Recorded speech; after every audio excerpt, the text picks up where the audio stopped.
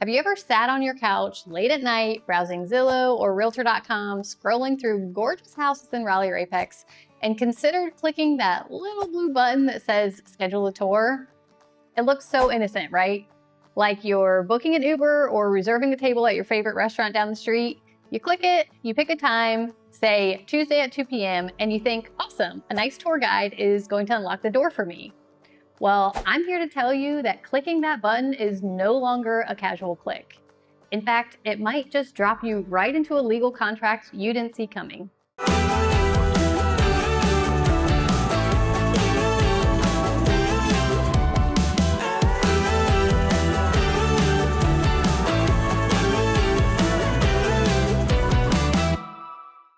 Hey everyone, I'm Becky Durant with the Dream Team Realty Group right here in the Triangle. If you're looking to navigate this wild North Carolina real estate market seamlessly, make sure to save our contact information or subscribe. We help guide families home here every single day. Today, we really need to talk about why touring a home in 2026 has become more confusing, more awkward, and legally more high stakes than ever before. It all goes back to a massive law change that fundamentally rewrote the rules of real estate as we know it, and nobody warned the consumers. Okay, so let's rewind a minute to do a quick history lesson so you understand why your Sunday afternoon house hunting trips suddenly feel like you're buying a car. Back in late 2024, the National Association of Realtors settled a massive antitrust lawsuit. Before the settlement, the way real estate worked was pretty invisible to the buyer. A seller would hire a listing agent and they would agree to a total fee. And I want to be really clear on this, that commission has always been negotiable and continues to be negotiable. But for the purpose of this video and the scenario, let's say that they agreed upon a fee of 5 or 6%.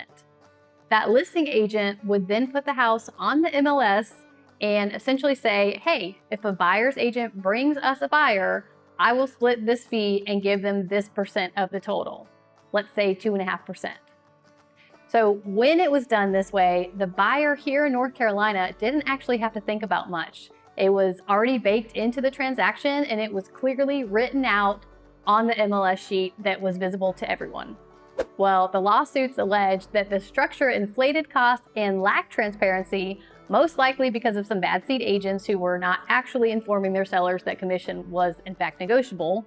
So the court mandated some sweeping changes across the industry as a whole. And the biggest rule change that affects you right now is a real estate agent cannot legally open a door to show you a house, either in person or even via a virtual live tour, unless you have signed a written contract with them first.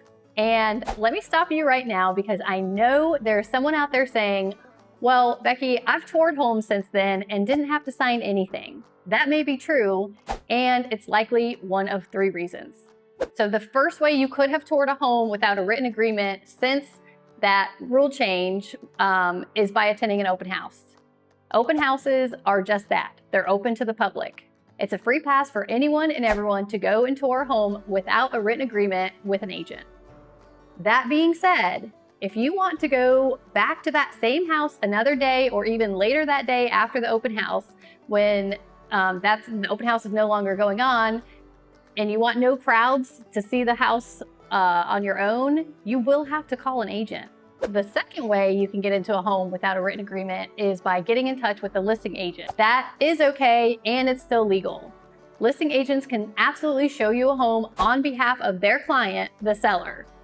Now, buyers, keep in mind, if you're meeting with a listing agent at the home they are selling for their client, the seller, they are not looking out for your best interests, and you should probably not divulge any personal or financial information to them while they're showing you the home.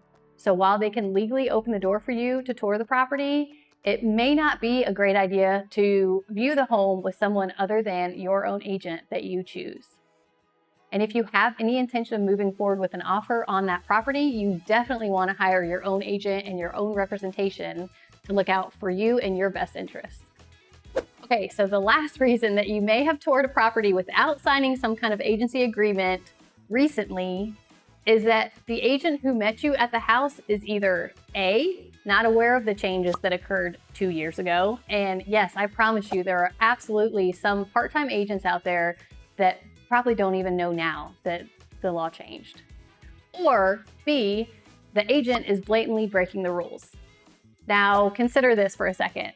If you're meeting with someone who either is not informed of their own industry changes or someone who claims they are doing you a favor by not making you sign an agreement with them, is that really who you want to be representing you in one of the biggest and likely most important decisions you'll ever make? Let's talk about what agency actually means in North Carolina. If you want to walk into a house, you have to sign a document that outlines exactly what that agent is going to get paid and what your relationship looks like. So the intent was great. Total transparency for the public consumer, meaning you, the buyer.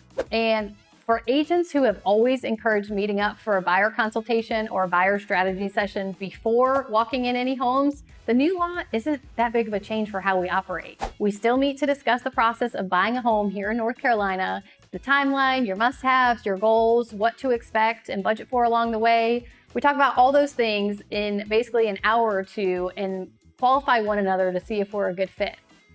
Then, if both parties, meaning the buyer and the agent, deem that we're a good match, we sign the buyer agency agreement and then we view homes.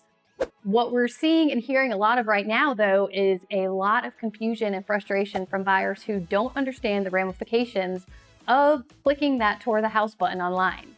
And some of them end up getting stuck with an agent who they didn't really want to work with or didn't understand they were going to be tied to that agent beyond the house that they showed them. So the intent of the change was great, but the execution has actually just made it way less transparent and more confusing for the public consumer.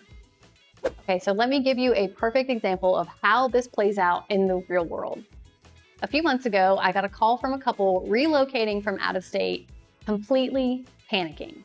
They were in town visiting friends for the very first time, and they were also considering a job relocation themselves. While they were here, they saw a house they loved online and hit that request a tour button. They thought they were meeting the listing agent at the house to let them in, but instead they were actually met with an agent who was paying for buyer leads on that site. And when they met with them, they told the buyers they could not look at the house or go in to look at it without signing a one-day showing agreement with them. The buyers felt completely blindsided and like they had no choice but to sign the agreement since they were literally standing in front of the house and wanted to get in. Now, don't get me wrong, the agent was following the new law and technically didn't do anything wrong. But because the online portals and the agent themselves didn't explicitly tell them ahead of time that they were going to have to sign something, they felt super cornered. Buyers assume they're just getting a tour guide or the listing agent, when in reality, they're entering into a legal consultation with an independent contractor who is usually a complete stranger to them.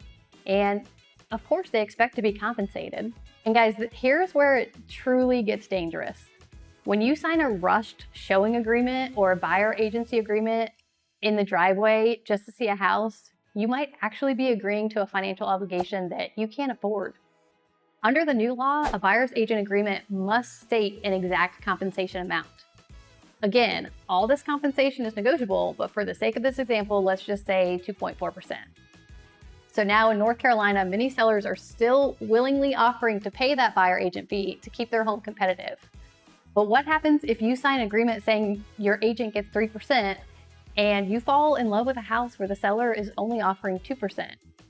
Who covers that 1% gap? And if you don't know what you signed, you, the buyer, are legally on the hook to pay that remaining 1% out of your own pocket at closing. So let's put this into reality. On a $500,000 home, that's an extra $5,000 cash at closing that you need alongside your down payment and your closing costs. Y'all, this is exactly why Sam and I tell our friends, family, and clients, never sign a buyer agency agreement with an agent you haven't properly vetted and qualified. If you're starting your home search or thinking about starting your home search in the Triangle, jump on a quick call with us to see if we're the right fit for you. And I'll be totally honest here, we are not everyone's cup of tea, and vice versa, and that's totally okay. But I will let you know right now that we will always make sure our clients know and understand what to expect and what they're signing so they don't feel blindsided later on. Okay, so we had another set of clients who learned this the hard way before they found us.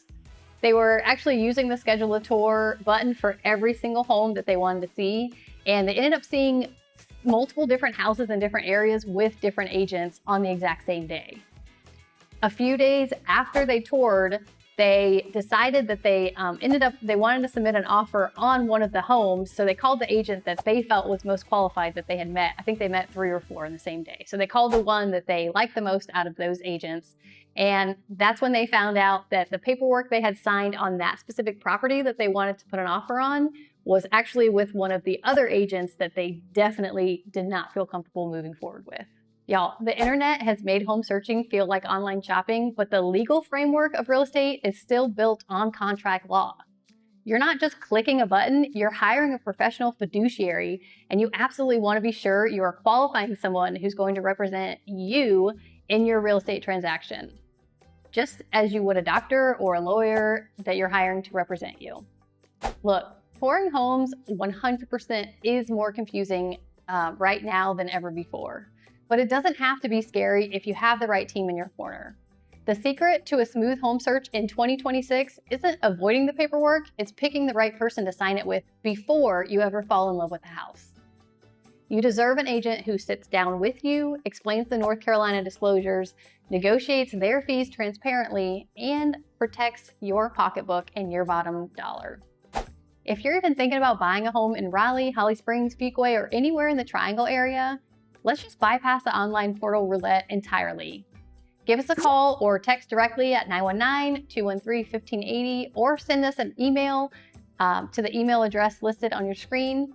Let's just set up a casual, no-pressure strategy session to get you fully prepared, protected, and ready to tour homes the right way.